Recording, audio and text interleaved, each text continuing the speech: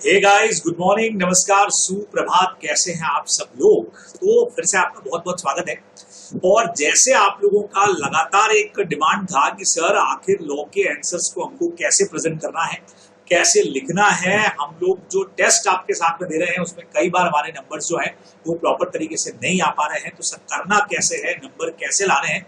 तो आइए इन सारे सीक्रेट्स पर आज हम लोग बात कर लेते हैं बहुत फटाफट से। विद एग्जाम्पल आप लोगों से बात कर लेते हैं कि आखिर आंसर्स लॉ में कैसे लिखने चाहिए, क्या तरीका होगा जिनसे आपके नंबर्स जो हैं वो बहुत स्ट्रांग हो जाएं। फिर भले ही आप हमारे सीए स्ट्रीम के स्टूडेंट हैं, चाहे और किसी भी स्ट्रीम के जहां पे रिटर्न में आपको लॉ का एग्जाम लिखना है, तो उन सबके लिए आज का ये जो हमारा सेशन है ये बहुत काम का रहने वाला है। तो चलिए भाई, यहां से मैंने शुरू कर दिया अपनी बात को कि भाई हम इस वक्त में सीए की अगर पर्टिकुलरली बात करूं, वैसे तो ये सबके लिए है। तो चक्रव्यूह ऑफ एम्बिशंस में इसको बोलता हूं, और इसको ब्रेक तो करना पड़ेगा भाई, है ना। और ब्रेक करने के लिए क्या करना पड़ेगा, हम तो आपके साथ में ही हैं। तो लॉ के लिए अगर स्पेसिफिकली आपसे मैं बात करूं तो आइए बात कर लेते हैं कि क्या चीजें हैं नॉर्मली, क्या चीजें आप लोगों के दिमाग में रहती है और आंसर को ड्राफ्ट करना कैसे होता है। ठीक है, सबसे पहला सवाल जो लॉ में आप लोगों का आता है, सर क्या हमको सेक्शंस या सेक्शन के साथ में क्या हम लोगों को केस लॉज जो है वो भी याद करने पड़ेंगे क्या, सेक्शंस एंड केसेस। ठीक है, तो अब यहां पे आपको मैं एक चीज बता दूं, नॉर्मली आईसीआई या इंस्टीट्यूट हमको ये बोलता है कि जो भी सेक्शंस या केस लॉज हैं ये आपके नॉलेज के लिए दिए गए हैं। ठीक है, ताकि आप लोग इनको याद करें तो थोड़ा सा हैबिट बढ़ जाए आपका। हाँ, इस लेवल के ऊपर आपके मार्क्स के स्कोर पर इनका असर ज्यादा नहीं होने वाला है। फिर से बोल देता हूं, सेक्शंस का और केसेस का उतना ज्यादा इंपैक्ट आपके मार्क्स पे तो नहीं आएगा, लेकिन फिर भी चूंकि लॉ का पेपर है तो मेरा सजेशन रहेगा कि अगर याद रख सकते हैं तो जरूर रखें, बराबर। लेकिन अगर कहीं पर भी कंफ्यूजन है तो फिर आप सेक्शन को कोड बिल्कुल भी नहीं करेंगे, नहीं लिखिएगा सेक्शन। ठीक है, अगर आप कॉन्फिडेंट है कि हाँ भाई हमको सेक्शन याद है, अच्छे से हमको पता है, थोड़ा सा भी ऊपर नीचे हुआ तो सारा मामला गड़बड़ हो जाएगा। आपको लिखना था सेक्शन नंबर 15 और आपने वहां पे सेक्शन नंबर 16 लिख दिया, तो फिर सारी चीजें हमारी गलत हो जाएंगी। ठीक है, तो बहुत सिंपल सी बात है, केसेस भी अगर आपको नाम याद हो तो वैसे भी केसेस के नाम लिखने होते हैं, तो आप उनको जरूर कोड करें तो आंसर स्ट्रॉन्ग जरूर बनता है, लेकिन ज्यादा उसका मार्किंग पे असर नहीं आता है। एक सवाल अक्सर आप लोगों ने पूछा कि क्या हम लोग अपने आंसर्स को चार्ट फॉर्म में लिख सकते हैं क्या। अक्सर स्टूडेंट्स चार्ट बना लेते हैं, या हम लोग भी जब रिवाइज कराते हैं आपको तो चार्ट फॉर्म में कराते हैं। जी आप बना तो सकते हैं, लेकिन डिटेल आंसर्स जो हैं वो उसका कोई भी सब्स्टिट्यूट नहीं है ना। इसी के साथ आप लोग का ये क्वेश्चन भी होता है कि सर क्या हम पूरे आंसर को पॉइंट्स के अंदर डाल दें। जी नहीं, जब तक कोई चीज का क्वालिटी या प्रोसीजर नहीं पूछा है जो इटसेल्फ पॉइंट में है। अगर आपके सामने एक डेफिनेशन है और आप सोचते हो कि उस डेफिनेशन को आप छोटे छोटे पॉइंट्स के अंदर कट कर दो, या आप अपने पूरे आंसर को पॉइंट्स में डाल दीजिए, तो उतना ज्यादा इंप्रेशन नहीं पड़ रहा है जितना पैराग्राफ्स का पड़ेगा। देखिए, आपको टेक्निक एक बता रखा है हमने कि आप याद भले ही चार्ट फॉर्म से करिए, आप याद भले ही पॉइंट्स के अंदर करिए, लेकिन एग्जाम में लिखते वक्त आप उसको पैराग्राफ में चेंज कर दीजिए, बात होगी वो है, तो ज्यादा इंप्रेसिव आपका आंसर बनेगा। तो ये चीज आप लोग ध्यान में रखेंगे। सर क्या लॉ में जो एक्ट का लैंग्वेज है या जो हमारा स्टडी मैट का लैंग्वेज है, सर क्या वो एज इट इज यूज करना है क्या तभी हमको नंबर मिलेंगे? बिल्कुल भी ऐसा नहीं है। देखिए, मेन लॉ का जो मेन कह सकते हैं एम्बिट जो है, लॉ का जो मेन पर्पस है वो आपका कन्वे होना चाहिए। लैंग्वेज आप अपने हिसाब से अपने आंसर की ड्राफ्ट कर सकते हैं। जहां तक कोई डेफिनेशन की बात है, आप लोग सब जानते हो वो सेम टू सेम जाएगी, बराबर। लेकिन जहां पे लैंग्वेज है स्टडी मैट की या एक्ट की, तो बिल्कुल भी आपसे ऐसे ही नहीं चाह रहा है, इंस्टीट्यूट नहीं चाह रहा कि आप एज इट इज जो है वो ऐसे ही का लैंग्वेज फॉलो करें, या स्टडी मटेरियल जो है उसका लैंग्वेज फॉलो करें। बस आप अपना खुद का लैंग्वेज में भी अगर आंसर को प्रेजेंट करते हैं तो चलेगा, लेकिन बहुत प्रॉपर आंसर और जो एग्जैक्ट लॉ का फीलिंग्स है वो कन्वे हो जाना चाहिए, ये ध्यान में रखना है। फिर एग्जाम में आप एक अक्सर क्वेश्चन ये भी पूछते हैं कि सर कौन सा क्वेश्चन पहले करना चाहिए, कौन सा बाद में करना चाहिए। तो बचपन से हम लोग इस पॉइंट को पढ़ते आ रहे हैं कि जो पहले आता है उसको पहले करिए, तो ये तो कुछ बताने लायक चीज हुई नहीं। ठीक है, तो ये पहले से आपको पता थी। तो ये तो हुई हमारी कुछ बातें, जो चैम्बर ऑफ सीक्रेट हमारा था कि भाई क्या क्या चीजें आप करने वाले हो। अब आते हैं मेन सवाल के ऊपर। अब बात इस दंगल में काबिल बद्दे की। हमने कहा सर कोई भी केस स्टडी का क्वेश्चन होगा तो उसका आंसर कैसे लिखा जाए, उसको कैसे ड्राफ्ट किया जाए। तो शुरू से आप लोगों को क्लास के अंदर भी हमने प्रैक्टिस कराया, लगातार आपको बोला, आप में से कई लोगों ने फॉलो किया, कई लोगों ने अभी तक भी इन डायरेक्शंस को फॉलो नहीं किया है। मैं आप सब लोगों को कह देना चाहता हूं, भाई अच्छे नंबर चाहिए तो फॉलो करो। कैसे करना है? जब भी आप किसी केस स्टडी का आंसर लिखेंगे तो आपका आंसर शुरुआत होना चाहिए according provisions of the companies act, according provision of contract act, according provisions of the general clauses act, according provisions of the sales of goods act. अगर आपको सेक्शन याद है, ठीक है, according section 2 clause H of Indian contract act 1872, आप section को लिखिए। नहीं तो आप डायरेक्टली अकॉर्डिंग प्रोविजन से ही अपना हर आंसर स्टार्ट करिए। और सबसे पहले आंसर ये स्टार्ट करने के साथ साथ आपको जो भी रिलेटेड प्रोविजन है उसको सबसे पहले दीजिए। जी हाँ, आप लोगों में से कई लोग डायरेक्टली पहले आंसर लिख देते हैं, कंक्लूजन उसके बाद कंक्लूजन लिखने के बाद प्रोविजन लिखते हैं। ये तरीका ज्यादा सही नहीं है। पहले हमेशा अपना पूरा डिटेल प्रोविजन आप लोग समझा दीजिए, बराबर।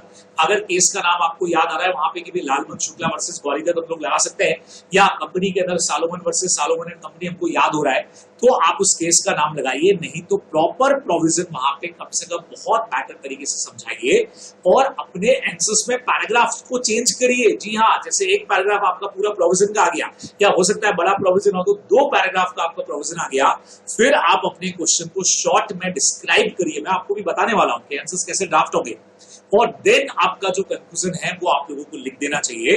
तो ऐसे आपका आंसर जो है वो 3-2 पैराग्राफ के अंदर अगर आप बनाते हैं तो बहुत शानदार लॉ का जो एग्जैक्ट हमको चीज चाहिए वो वहां पे मिल जाएगा।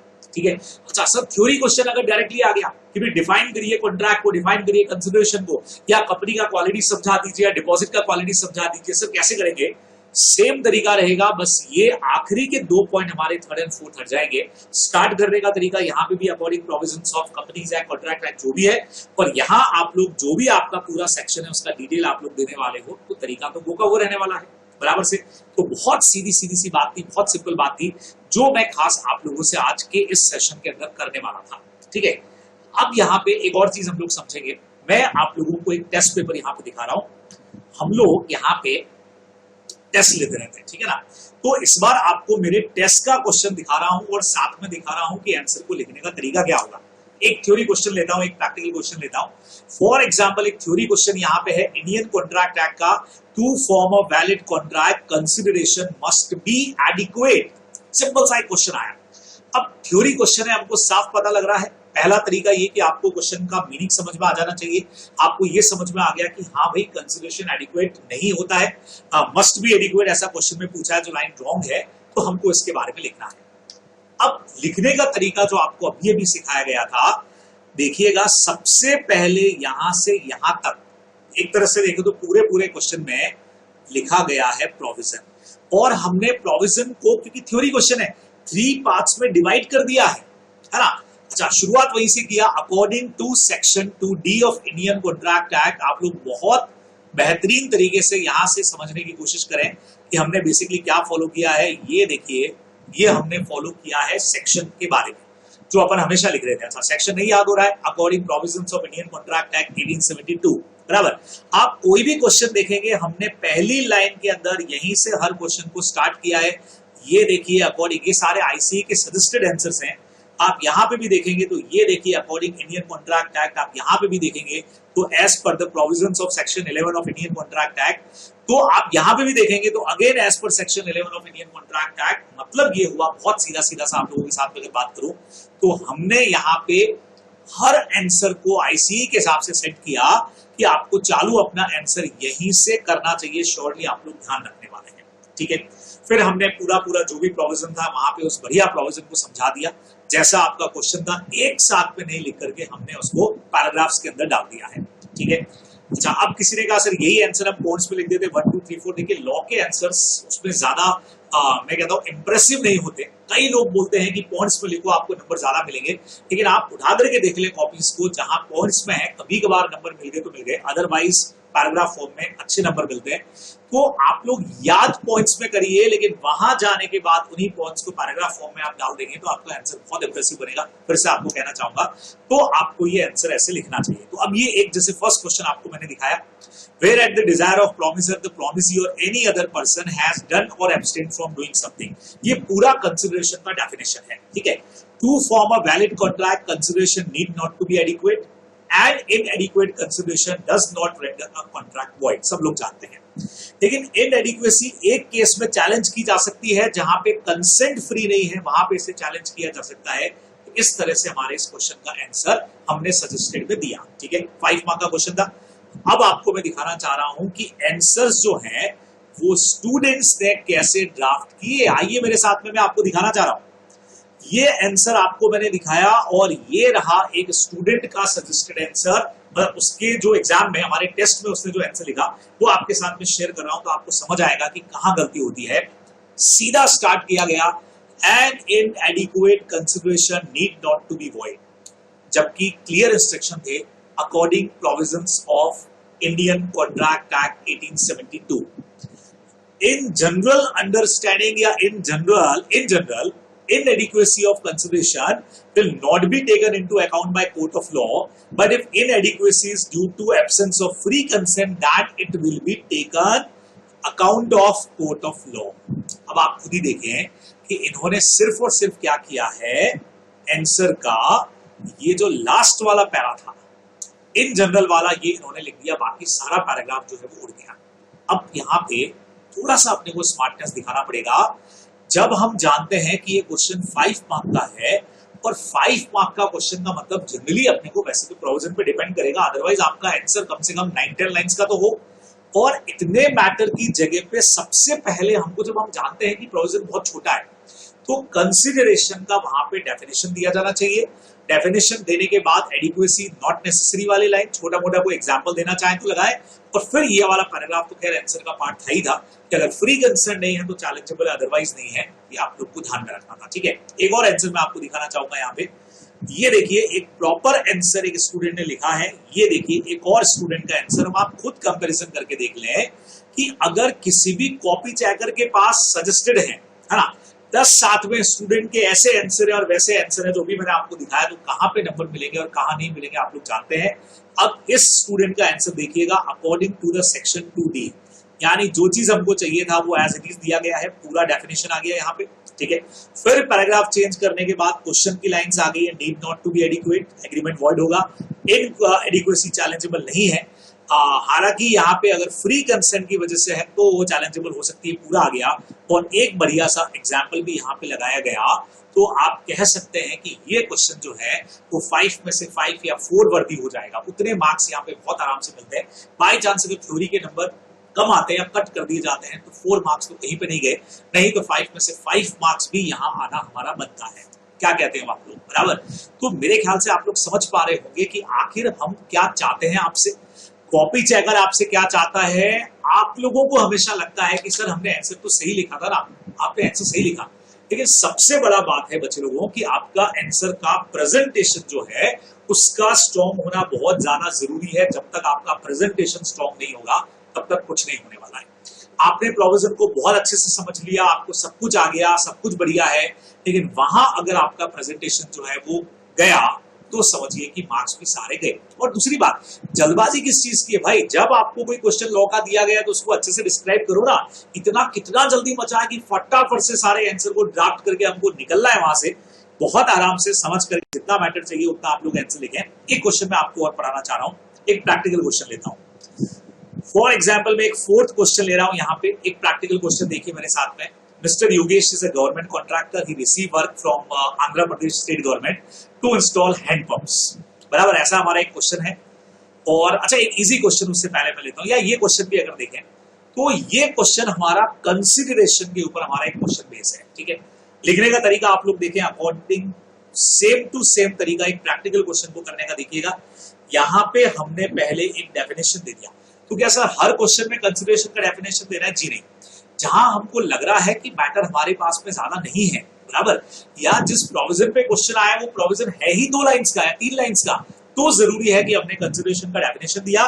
फिर एग्जैक्टली ये क्वेश्चन जिस प्रोविजन के ऊपर था, ये रहा आपके सामने वो प्रोविजन। तो प्रैक्टिकली सोचो आप कि ये प्रोविजन तो इतना सही था, 2 लाइन का ही है, तो 2 लाइन का ही अगर प्रोविजन वहां पे लिख के आया जाए तो अपने को नंबर कहां से मिलेंगे? तो इसीलिए हमने थोड़ा सा स्मार्ट दिमाग लगाना पड़ेगा। हमने डेफिनेशन लगाया, हमने ये 2 लाइंस लगाई, फिर हमने यहाँ पे क्वेश्चन को डिस्क्राइब कर दिया। अब देखो क्वेश्चन को या तो शॉर्ट कर दीजिए, शॉर्ट नहीं कर सकते हो तो पूरा लिखिए। हेयर मिस्टर योगेश, हालांकि इसके नंबर नहीं है, मैं फिर से आपको कह देता हूं इसके नंबर नहीं है, लेकिन इसको लिखने से आपका आंसर थोड़ा सा इंप्रेसिव बनता है तो लिखना चाहिए और कनेक्शन होता है। पर यहाँ फाइनल आंसर हमने नेक्स्ट पैरा के अंदर लिख दिया कि भाई वो रिकवर नहीं कर सकता है, तो आप देखिए बहुत खूबसूरत सा आपका आंसर बनता है। और यही आपने अगर खिचड़ी बना दिया तो हमारे मार्क्स जो है वो सारे के सारे जाने वाले हैं। ठीक है, यहां से अपन देखें कि इन्होंने इस आंसर को कैसे ड्राफ्ट किया होगा। चलिए आइए चेक कर दें। ये आप देखें, सेकंड क्वेश्चन भी इन्होंने किया तो बहुत शॉर्ट में उड़ा दिया। अगर देखें पहले तो ये क्वेश्चन भी इन्होंने किया है कि नहीं किया, ये देखिए fourth question, yes, because it is a unilateral mistake, his hand is a mistake in which only one of the points of agreement। चलिए ये तो पॉइंट ही गलत हो गया। फोर्थ का ये जो आंसर है ये तो इन्होंने दे ही अलग चैप्टर से दिया, लेकिन आप देखिए आंसर को लिखने का तरीका भी फिर से वही गलती चालू ही यहां से आपने किया है। जबकि हमने आपको हमेशा बोला कि आप कभी भी कंक्लूसिव आंसर मत लिखिए, समझ रहे हैं आप, पहले आप प्रोविजन को समझाइए फिर अपने फाइनल आंसर्स के ऊपर आइए। तो ये आप लोग खास करके ध्यान रखने वाले हैं। लॉ के एग्जाम्स के अंदर इन बातों को आपको बहुत ज्यादा ध्यान रखना पड़ेगा। एक क्वेश्चन का एग्जाम्पल मैं आपके लिए और दे रहा हूं। अगेन हमने एक क्वेश्चन लिया, माइनर से रिलेटेड हमारा क्वेश्चन था। एक 16 साल का पर्सन है जिसको 5000 रुपीज मनी लेंडर ने उधार दिए हैं और अभी वो वापस रिकवर करना चाह रहा है, लाइफ की नेसेसिटीज के लिए है, और 2 लाख रुपीज का इसका एसेट पड़ा हुआ है। तो आप लोग सब जानते हो कि एसेट से पैसा रिकवर हो सकता है। ठीक है, बहुत आराम से क्वेश्चन था। सबसे पहले अब क्वेश्चन पढ़ते ही एक तरीका ये होता है कि सर माइनर के जितने पॉइंट है सारे लिखते, बिल्कुल भी नहीं। ठीक है, ऐसे क्वेश्चन को पढ़ते समझ में आना चाहिए कि एक तो माइनर का एज बता दो क्वेश्चन में कितना होता है, सेकंड नंबर वॉइड एब इनिशियो होता है, हम ये बता दें, और तीसरा लाइफ की नेसेसिटीज के लिए माइनर का प्रॉपर्टी रिस्पॉन्सिबल होता है। उसके अलावा minor always can beneficiary, minor can ratify, minor can not ratify, या माइनर ऑलवेज प्लीड माइनॉरिटी, बराबर, या माइनर का एज कोर्ट के हिसाब से कई बार 21 ईयर का होता है। ये सारी चीजों की रिक्वायरमेंट नहीं है ना। ऐसा क्वेश्चन आते अगर हमको लगता है कि सर जितना नॉलेज माइनर के बारे में सारा शेयर कर दें, तो भाई फिर ऐसा क्वेश्चन पर्टिकुलर पॉइंट पे बनाने का फायदा ही क्या। फिर तो आपको डायरेक्ट थ्योरी क्वेश्चन नहीं दे देते कि माइनर से रिलेटेड सारे प्रोविजन को समझा दीजिए। तो ऐसा बिल्कुल भी ना करें, बराबर। आप देखें आंसर हमने कैसे ड्राफ्ट किया।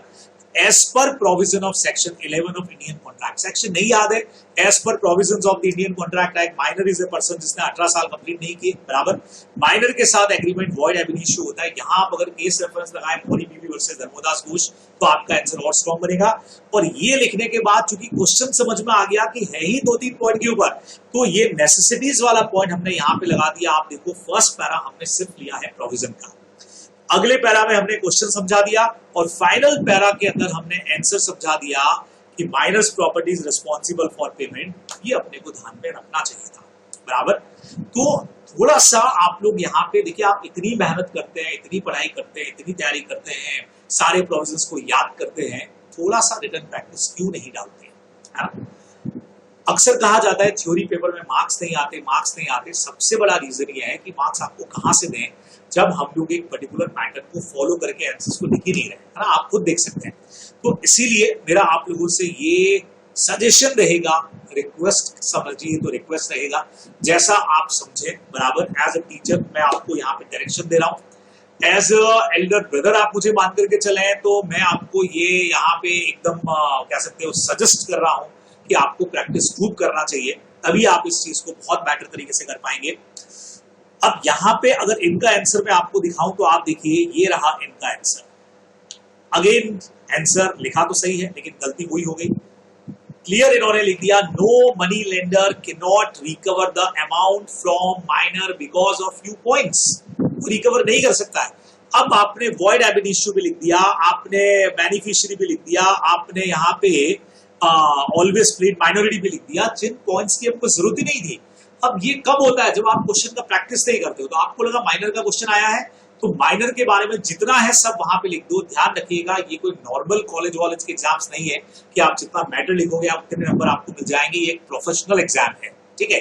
तो इन पॉइंट्स का लेना देना था ही नहीं पूरे पॉइंट के साथ में, एक तरीका होता है किसी बात, आप सोचो कि कोर्ट में आप कोई केस लड़ रहे हो, किसी पर्टिकुलर सेक्शन से रिलेटेड केस है, और मैं वहां जज के सामने सारे के सारे पॉइंट्स जितने हैं कि सर मुझे इसके 10 पॉइंट आते हैं, 1 to 10 मैंने बोल दिए हैं, इनमें से जो भी इस पर्टिकुलर केस पे लगता हो आप खुद ही लगा करके और अपना जजमेंट कर दो। हाउ इज इट पॉसिबल भाई? लॉ का पेपर कर रहे हैं हम लोग, ठीक है। थोड़ा सा आप लोग इस चीज को फोकस करें, मेरी बात को सीरियसली इसको फॉलो करें। अब यहां से आपको इस स्टूडेंट का आंसर दिखाता हूं मैं, देखिएगा क्या इन्होंने हमारे डायरेक्शंस को फॉलो किया है क्या। क्वेश्चन नंबर 5 आपको मैं दिखाना चाह रहा हूं, ये देखिए क्वेश्चन नंबर 3, 4, ठीक है, एकदम प्रॉपर तरीके से आंसर। ये रहा 5th का आंसर, आप लोग देख सकते हैं अकॉर्डिंग टू सेक्शन 11 जो आपको चाहिए था वो इन्होंने लिखा है, बराबर। Any person component to contract who is of age of majority of law is subject to who is a sound mind. अब यहाँ पे भी इन्होंने पूरा टॉपिक, वो जो सेक्शन 11 होता है वो पूरा समझा दिया, जिसमें साउंड माइंड भी था और स्पेशली डिस्क्वालीफाई बाय लॉ भी था, पर आप सिर्फ माइनर को समझाते तो और बेटर रहता। फिर इन्होंने माइनर की एज के बारे में यहाँ पे लिख दिया है, मौरी बीवी वर्सेस धर्मदास घोष। इनको भी मेरा सजेशन रहेगा कि ओवरलैपिंग आंसर्स का नहीं करें तो ज्यादा बढ़िया है, कहीं ना कहीं पे ओवरलैपिंग इस तरह की नहीं हो, ठीक है। फिर उसके बाद इन्होंने लिख दिया है कि जहां पे भी लाइफ का नेसेसिटीज है, देखिए पूरा बढ़िया से समझा दिया है ना। नेसेसिटीज आर दोज, जिसमें नेसेसिटी में फूड है, शेल्टर है, क्लोथ है, इन्होंने सब समझा दिया कि वो चीजों के लिए माइनर रिस्पॉन्सिबल हो सकता है, उसकी प्रॉपर्टी जो है वो रिस्पॉन्सिबल हो सकती है, ये इन्होंने समझाया। न इन्होंने बेनिफिशियरी वाला पॉइंट दिया, न प्लीड माइनॉरिटी दिया, क्योंकि इस पॉइंट की जरूरत ही नहीं थी। तो इन्होंने जो पॉइंट रिक्वायर्ड था उस पॉइंट को बहुत बेटर तरीके से समझा दिया। फिर इन्होंने यहाँ पे क्वेश्चन को समझा दिया शॉर्ट में, जैसा मैं हमेशा आपको कहता हूं। और यहाँ हमारा फाइनल आंसर लास्ट के अंदर आ गया, मनी लेंडर यहाँ पे can recover the amount from x, वो रिकवर कर सकता है, और क्लियर बोल दिया प्रॉपर्टी से रिकवर करेगा, बिकॉज यहाँ प्रॉपर्टी 2 लाख की है। तो ऐसे हमारे प्रॉपर आंसर बनते हैं, आप लोग देख सकते हैं पैराग्राफ के अंदर आंसर दिए इन्होंने बाकायदा। इन्होंने 3 पैराग्राफ, 2 पैराग्राफ प्रोविजन के हो गए, एक फाइनल आंसर का और एक क्वेश्चन समझाने का और एक फाइनल आंसर का हो गया। तो आप लोग इसको जरूर फॉलो करें। तो आज का ये हमारा जो एकदम छोटा सा वीडियो था, कितनी देर का हो गया होगा ये अभी देखेंगे तो पता लगेगा, लेकिन मेरा सजेशन इसके अंदर आपको बस यही है कि आप इन सारी चीजों को फॉलो करें, ताकि आप लोगों के जो मार्क्स है एकदम टॉप लेवल पे, जितने आप मेहनत कर रहे हैं उतने आपके मार्क्स भी आपको मिल जाए। चलिए, तो ये सारी बात थी। फिर आप लोगों से जल्दी मुलाकात होगी, इसी तरह की बहुत सारी बातों में, बहुत सारी चीजें हैं जो आपके साथ में जल्दी शेयर होगी। तब तक बने रहिएगा चैनल के साथ में। बाय, टाटा, टेक केयर, मिलते हैं।